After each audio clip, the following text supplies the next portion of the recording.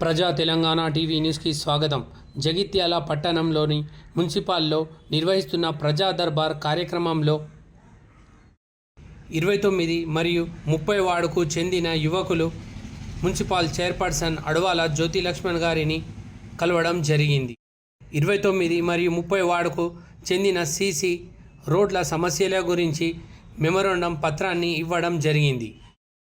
అబ్రార్ పటేల్, మొహీద్ హుస్సేన్, అర్షద్, ఫరాద్ సాబిల్, సమీర్ సిద్దిఖీ, ముజాహిద్ తదితరులు పాల్గొనడం జరిగింది.